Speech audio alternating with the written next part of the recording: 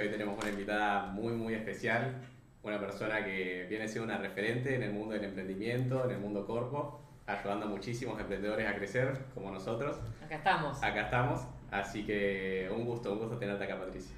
Feliz. Gente, ¿cómo estamos? Bienvenidos a esta nueva transmisión de Generación Inversora. Acá estamos, bueno, como mencionaba Tiago, con Patricia Jepsen y bueno, vamos a estar haciéndole un par de preguntas y compartiendo esta tarde para generar un poco de valor para nuestros seguidores. Totalmente. Vamos por eso. Perfecto, perfecto. ¿Querés presentarte para la gente que no te conoce? Bueno, ¿cuál es mi cámara? ¿Acá o ahí? Allá. Allá.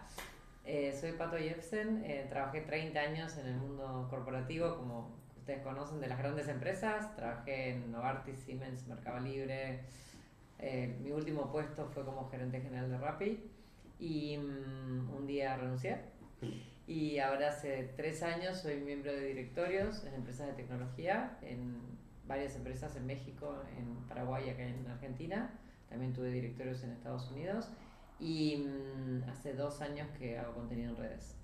Genial, genial. Sí, la verdad, una gran historia, mucho en el mundo corpo.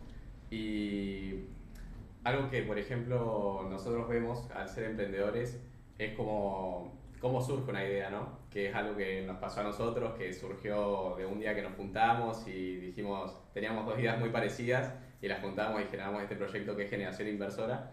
Así que, arrancando ya a hablar un poquito sobre ¿el emprendimiento surge o viene de una idea? ¿Es algo espontáneo que nace de una situación o crees que necesitas sí o sí una idea previa para arrancar a emprender? Yo creo que están los dos caminos. Hay gente que te dice, estaba sentado en una plaza y vi pasar una paloma y se me ocurrió algo. Puede pasar, pero en general tenés que tener una idea en algún momento, pero también se prepara, se desarrolla, se investiga. Por ejemplo, hoy almorcé con una chica que ya hizo un startup y ya lo vendió y ella me decía, yo ahora estoy pensando en la próxima idea y lo que hago es empiezo a investigar, defino en qué industria quiero estar, cómo quiero ir y va llegando a eso, ¿no? O sea, creo que los dos caminos son válidos, pero uno sin el otro no existe tampoco, porque digo, vos se te puede ocurrir una idea, pero después hay que validarla, hay que investigar, hay que armar un plan de negocios, hay mucho para hacer. Claro. Claro. Bueno, en este tipo de situaciones, ¿no? Cuando surge esta idea, se empiezan a tomar distintas decisiones. Con el rol de un emprendedor, ¿cuál crees que es la importancia que tiene la toma de decisiones y cómo uno puede formarse, cómo uno puede ir guiándose al camino que quiere llegar, básicamente el objetivo que quiere llegar en base a las tomas de decisiones? Nosotros todos los días decidimos miles de cosas, son micro decisiones.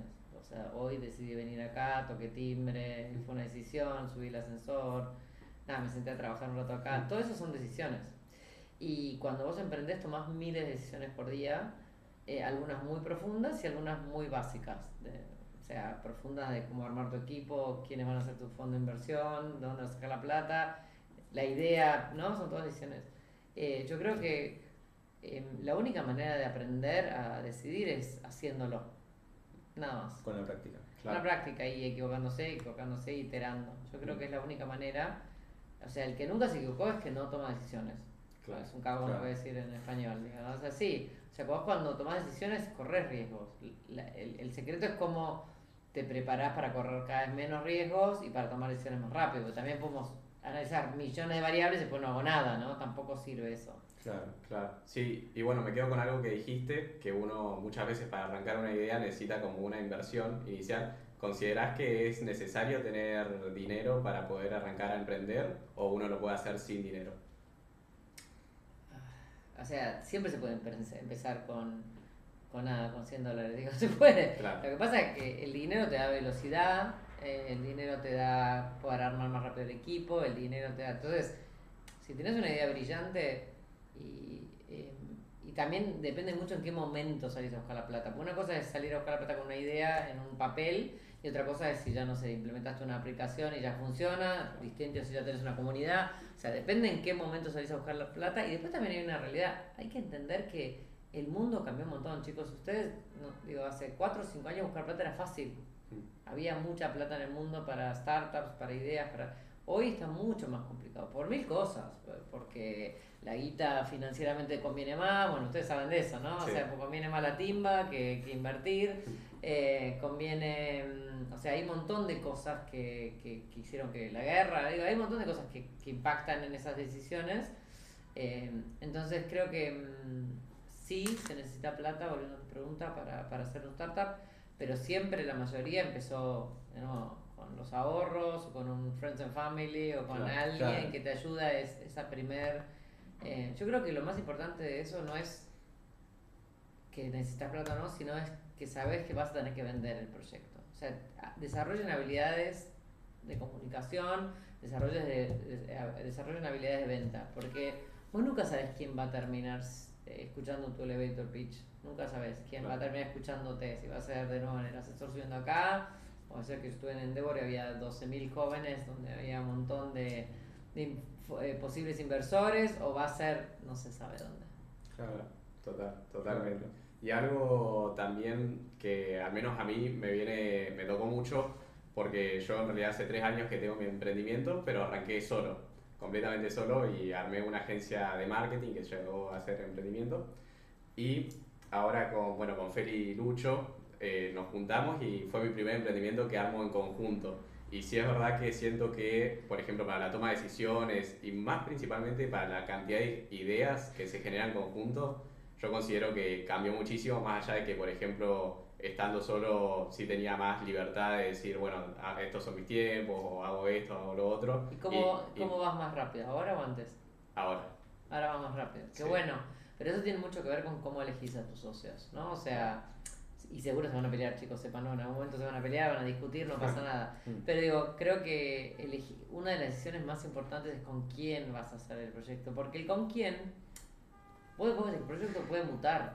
O sea, no sé, hoy es un streaming, ¿no? El proyecto es un streaming, Sí. mañana puede ser un podcast, pasado mañana puede ser, no sé, un programa de televisión. Pero al final, si ustedes tres están ok y vienen laburando bien, van a poder migrar 1000 veces. El tema es cuando no está ok la base, que son los socios, ¿no? Creo que Claro. eso es... Muchas veces la gente decide trabajar con la familia y después empiezan todos los líos. Claro. Claro. Y bueno, justamente algo que mencionaste antes, que decías que ahora es más complicado eso de conseguir plata, conseguir financiamiento, puede tener que ver también con el exceso de oferta, la cantidad de gente y de competidores que hay, lo que te exige tener cierta diferenciación, por ejemplo, ahora con todo el auge de las agencias de inteligencia artificial, de marketing y esas cosas. Puede ser, yo creo que tiene más... A ver, hace 4 o 5 años había mucha competencia. Por ahí en otras categorías, por ahí vos las que estás viendo es como una categoría muy todo lo que tenga que ver con IA. Claro. Pero digo, hace 4 o 5 años estaba... O sea, yo, digamos, trabajé en e-commerce los últimos 25 años. Hubo momentos donde estaban muy de moda las apps y las super apps, y entonces todo el mundo invertía ahí en eso. Después tuvimos en un momento los comparadores de precios. Siempre tuvimos momentos donde había mucha competencia, pero se depura, el mercado se depura primero, o sea, no quedan los mejores, o los que consiguen la plata, uno de los dos, o los que tienen el mejor equipo, pero la realidad es que siempre es competitivo el mundo de los startups, de 10 queda uno, es así, en general. Lo que yo creo que pasa hoy es que cualquiera puede emprender. Claro. Claro. Porque antes necesitabas un equipo de tecnología, vos no podías hacer una aplicación si no tenías a alguien que sabía. Hoy ustedes, ¿no? Agarran esto y pueden, de alguna manera lo van a sacar adelante, mejor, peor, por ahí después podemos discutir muchas cosas si eso es escalable o no es escalable, pero digo, al final lo pueden hacer. Claro. Y creo que esa es la diferencia. Antes se necesitaba mucha guita para la tecnología, que hoy no se necesita. Entonces, creo que hoy hacer un startup está, entre comillas, al alcance de la mano de todos. Claro, Sí. ¿no? De Sí, tener la bueno. idea y lo hay que hacerlo. Como algo que decía el que fundó ChatGPT es que la IA ahora va a generar muchos millonarios, y fue algo que se comenzó a ver mucho con el tema del emprendimiento. Pero bueno, trayéndolo a algo más acá en Argentina, sí es verdad que, y algo que te he escuchado decir en otras entrevistas también, es que no sé si afecta, pero cómo hay un gran desarrollo del emprendimiento, del ser emprendedor, y muy poca gente que quiera trabajar en una corpo o en una compañía y este tipo de cosas. ¿Cómo lo ves vos que estuviste trabajando en este rubro? No, los jóvenes quieren emprender, buenísimo, pero no quieren liderar. No se puede. O sea, sépanlo. Es como, quiero ser de Boca y de River, no, chicos, o sos de Boca o sos de River. Bueno, esto es un poco lo mismo. O sea, vos si vas a emprender, sabés que vas a liderar. Sabés que vas a laburar muchas horas, sabés que vas a tener que conseguir guita, sabés que vas a tener que tener plata para pagar los sueldos, sabés un montón de cosas. Claro. Porque no es que...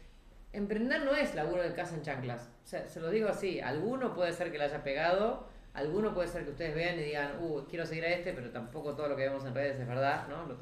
Son conscientes que no todo lo que se ve es verdad. Entonces, emprender es esfuerzo y les diría que es más esfuerzo que trabajar en relación de dependencia. Sí, total. ¿Sí? O sea, vos laburás en relación de dependencia, vas de 9 a 6, listo, por ahí algunos laburábamos un poco más, pero en general no deja de ser eso. ¿Sí? El fin de semana pagás el celu y chau. Cuando vos emprendés, te vas a dormir pensando en tu proyecto y te levantás pensando en tu proyecto, ¿sí? Sí. Entonces, primer mito, chicos, lo que están mirando ahí es primer mito. Segunda cosa, en las empresas también se necesitan intrapreneurs. Yo fui intrapreneur toda mi vida. Sí. Son gente que todo el tiempo estamos liderando proyectos y haciendo cosas nuevas dentro de las grandes organizaciones. Yo trabajé los últimos 20 y pico años en e-commerce. Al principio nadie sabía de e-commerce. Entonces era, listo, Pato, hacelo, tomaba que tener la plata, hacelo. Y vos tenías que no solo hacerlo, sino tenías que armar el equipo, conseguir los proveedores, armar la tecnología. O sea, yo estaba emprendiendo dentro de grandes organizaciones. La diferencia es que a fin de mes me pagaban, ¿sí? Y si me iba muy bien, no me hacía millonaria. Digo, esa era la diferencia, ¿sí? Pero al final, las empresas necesitan eso. Claro. Lo que pasó en los últimos años con el mundo del trabajo es que, creo, muchos de ustedes vieron a sus papás laburar muchas horas, Sí.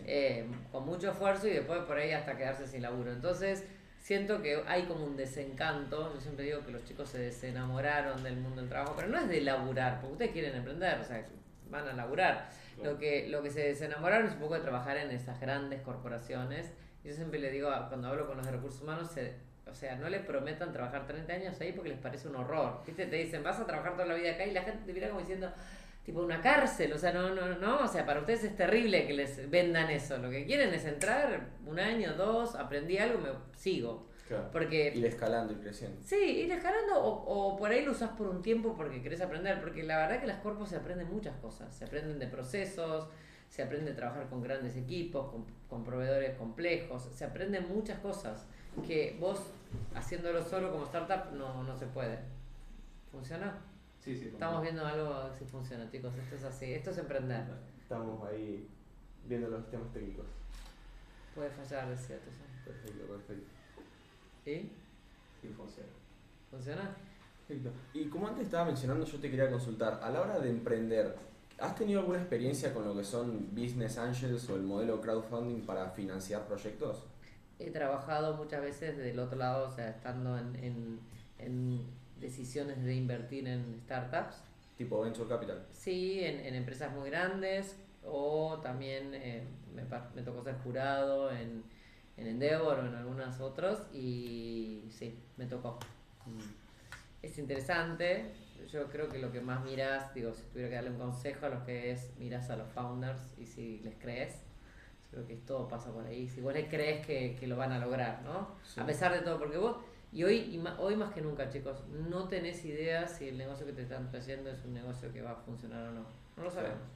O sea, vos podés, obviamente hay gente que se dedica a eso, que es un crack, digamos, y te analiza todo y te dice sí, esto no, hay un montón de variables que se tienen en cuenta, pero por lo menos mi experiencia es, le crees o no a la persona que lo va a hacer y que lo va a cambiar y que va a cambiar el mundo y que le crea la idea. Para mí una de las cosas más importantes cuando vos miras a un founder es que le creas a la pasión o a realmente al impacto que va a tener eso en el mundo. Creo que eso es muy importante.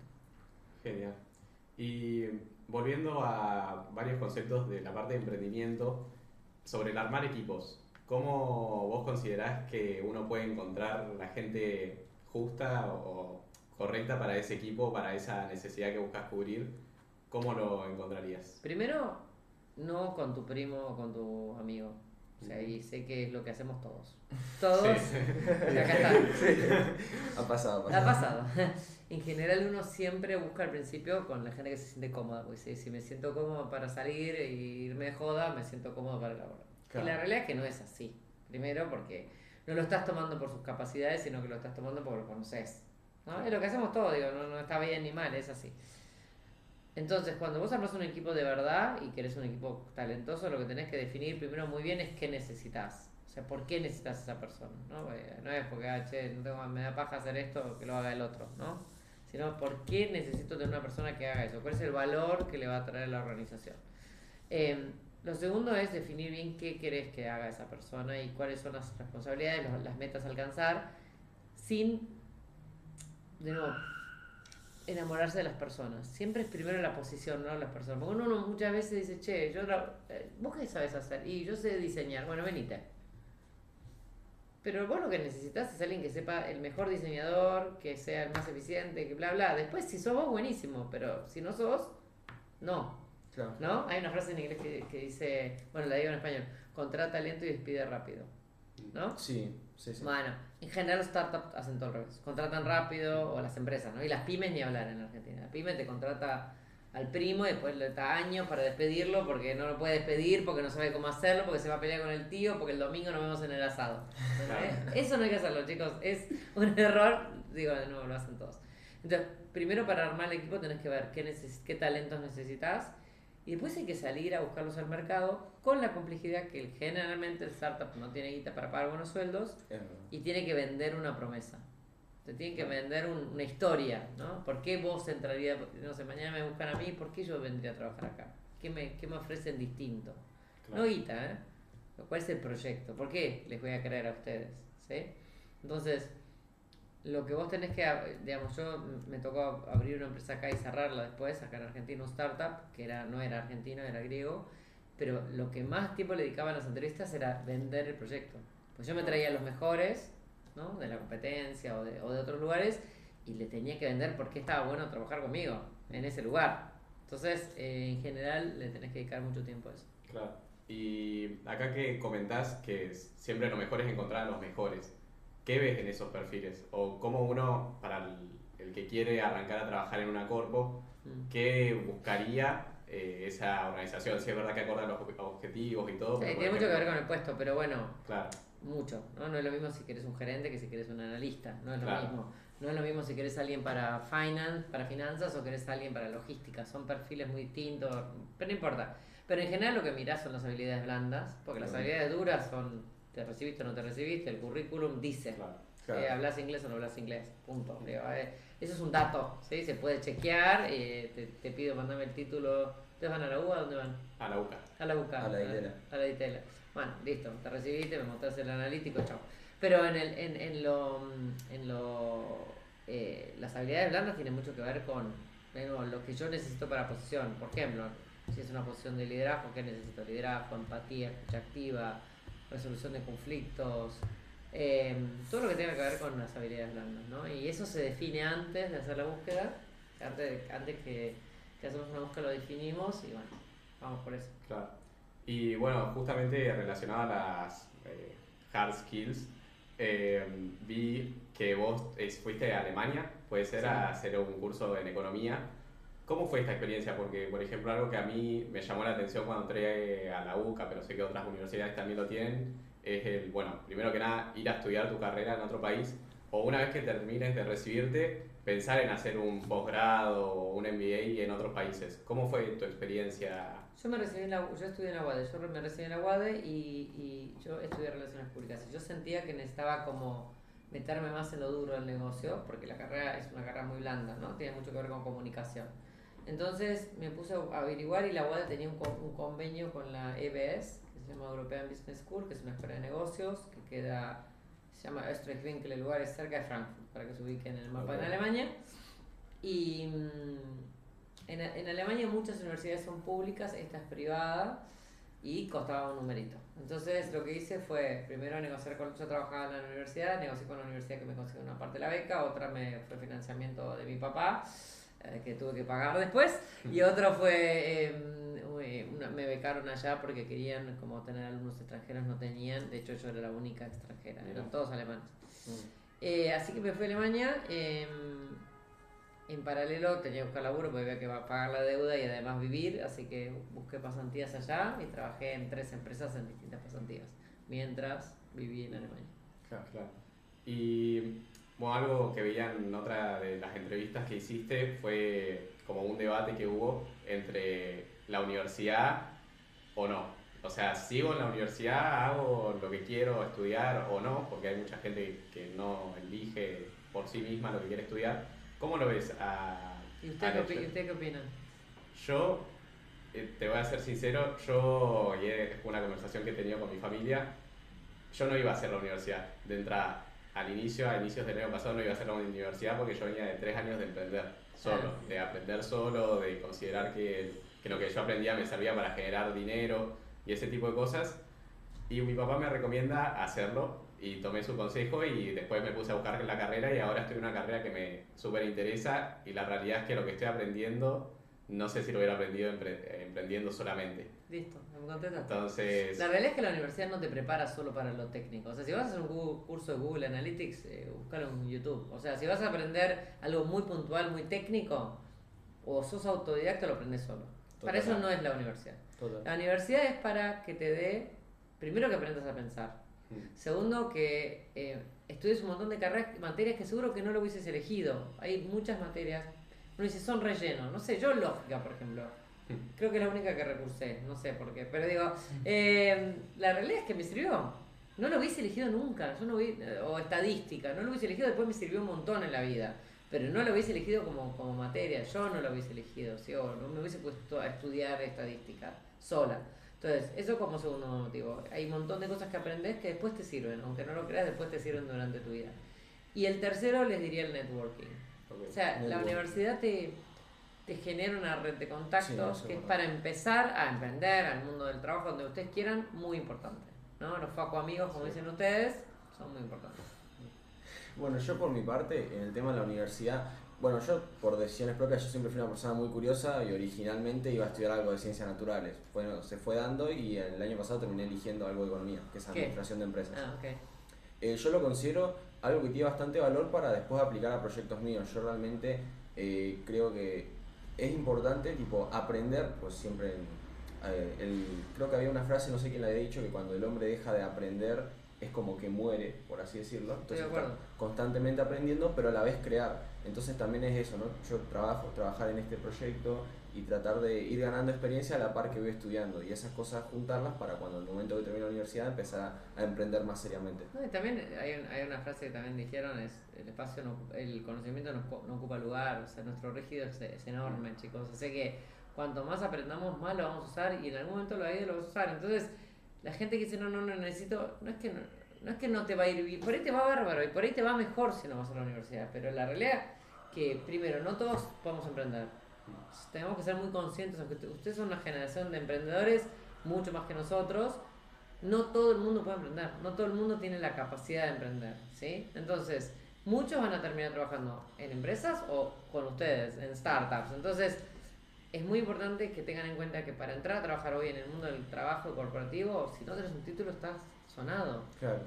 O sea, es muy difícil. Entonces, ya es difícil con un título, ¿no? O sea, digo, es como la base el título. Título más idioma es base, después empecemos a hablar. Entonces, yo creo que de nuevo es muy importante y lo mismo que un posgrado. Hay gente que dice, ¿cuándo hay que hacer el posgrado? El posgrado hay que hacerlo cuando vos sentís que lo tenés que hacer. No es al toque, no sé. Yo creo que mínimo 5 años después de recibirte, porque yo lo hice muy rápido.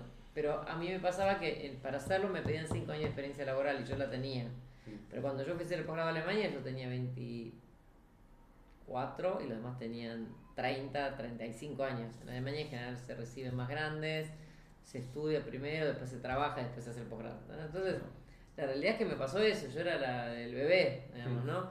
Y entonces, yo creo que yo hice muchos posgrados después, hice muchas cosas. Estudié en Inglaterra, acá en Argentina, hice cosas en la UBA, hice cosas en...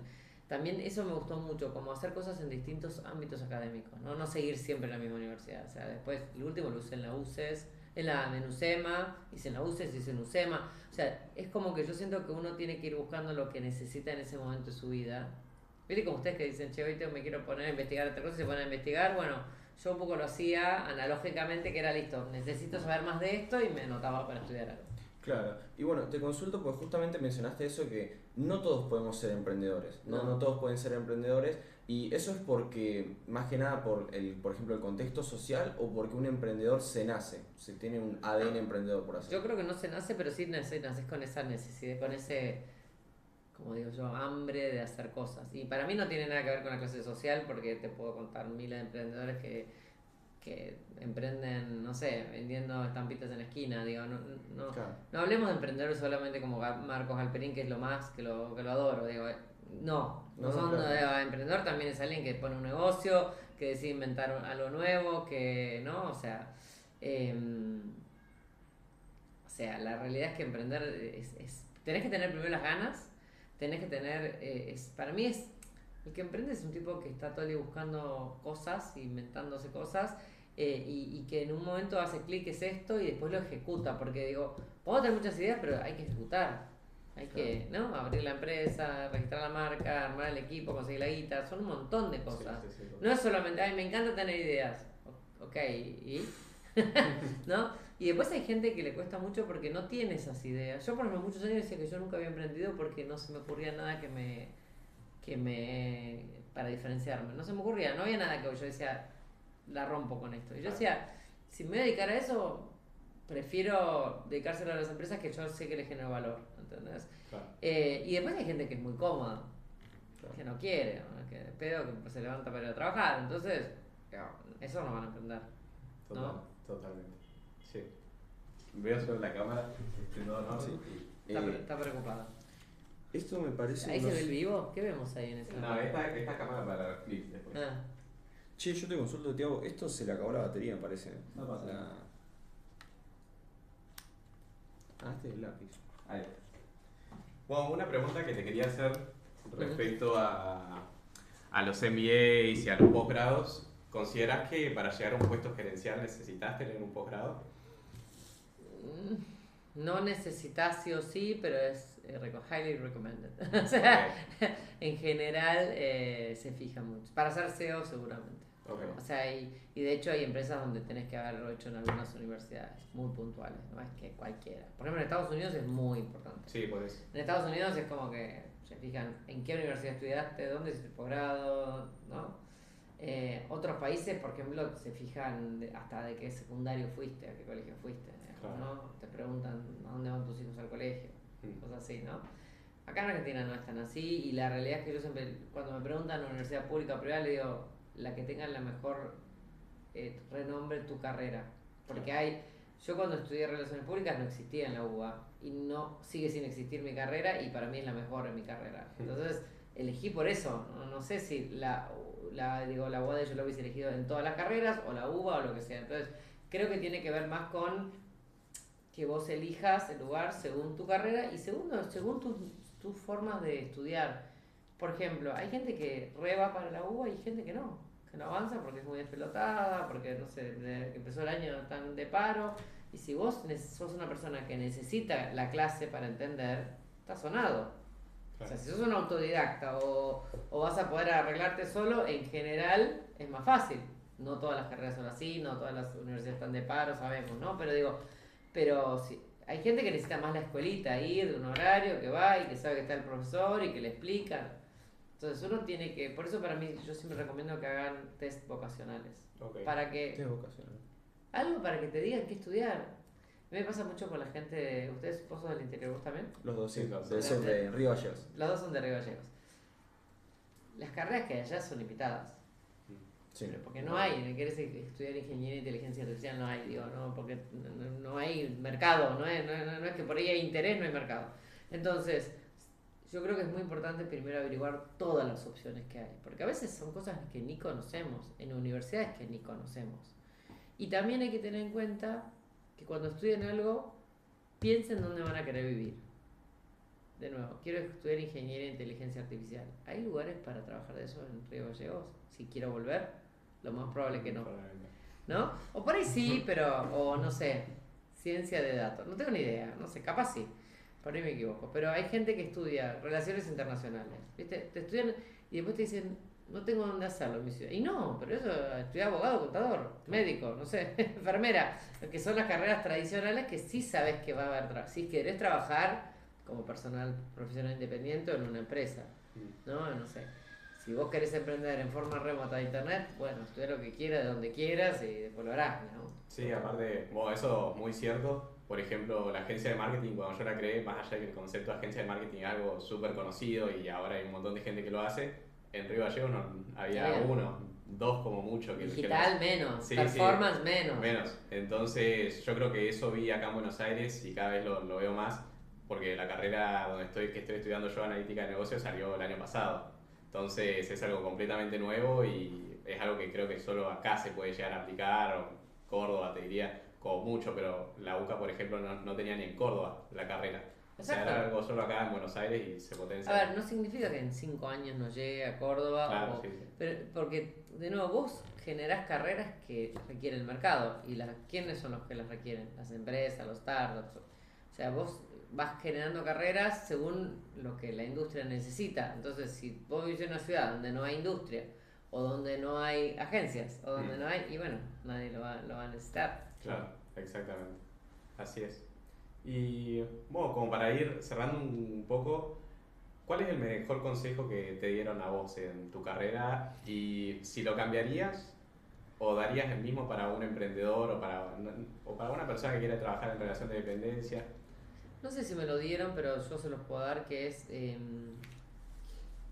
para mí, armar equipos multidisciplinarios es muy importante. O sea, cuando armen un equipo, de nuevo, no tomen al primo, cuando estoy hablando, cuando ya tienen responsabilidad, lo que sea, y va pasando el tiempo y se dan cuenta, porque uno al principio todos lo hacen, pero trabajen con gente que les aporte valor y que sean diferentes a ustedes. Porque nosotros siempre nos vamos a nuestra área de confort, a tomar gente que, no sé, que vive en el mismo barrio, que viene de la misma ciudad, que le gusta, no sé, soy de River y entonces es de River, porque pensamos que es más fácil. Y la realidad, que lo que te pasa con eso, que es más fácil, pero es menos creativo. Claro. ¿Sí? Cuando vos laburás con alguien de otra edad, de otra clase social, de otra religión, todo el tiempo tenés que estar pensando, primero empatizar, digamos, ¿no? O sea, no dividir, sino, che, ¿cómo hacemos para que todos lleguemos a nuestro objetivo? Y segundo, que es una mirada diferente. Y en general los clientes no son todos iguales los que tenemos del otro lado. Bueno, ahora decimos, este podcast le hablamos a la gente joven, ¿no? No sé. Está bien, pero después terminas en redes, se viraliza algo y lo termina viendo gente de todas las edades. Entonces seguramente que ustedes traigan invitados de otras edades también les va a aportar. Obvio. Eso es lo mismo que te pasa en las empresas. Si podemos lograr trabajar con gente diferente a nosotros, aporta valor.